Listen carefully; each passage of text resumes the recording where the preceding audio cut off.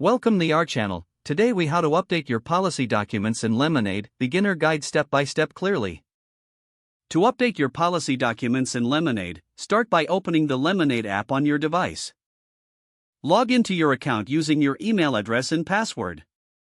Once logged in, navigate to the Policies section on your dashboard. Select the policy you wish to update by tapping on it. Look for the option labeled Documents or Policy Documents within the policy details. Tap on this option to view all associated documents for that policy. To make changes, find the document you want to update. You may see options like Edit, Upload, or Replace. Choose the appropriate one. If you select Edit, proceed to make the necessary changes directly in the document. If you choose Upload or Replace, select the new document from your device's storage. Ensure the new document meets all the required formats and sizes. After uploading, review the new document for accuracy and completeness. Once satisfied, click on the Save or Submit button to officially update the document. You should receive a confirmation message indicating that the document has been updated successfully. If you need to update more documents, repeat the earlier steps for each one. Lastly, always double-check your policies for any additional updates that may be necessary. Your policy documents are now up to date in Lemonade.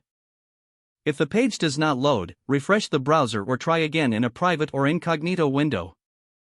Make sure you are using the correct email address, then retype it carefully to avoid small typos. If your password is not accepted, use the reset option and create a new strong password you can remember. Check your spam folder for verification or security emails, then complete any requested confirmation steps. Enable two-factor authentication if available to improve account security and reduce unauthorized access risk. After signing in, review your profile details so your contact information and settings are accurate and current.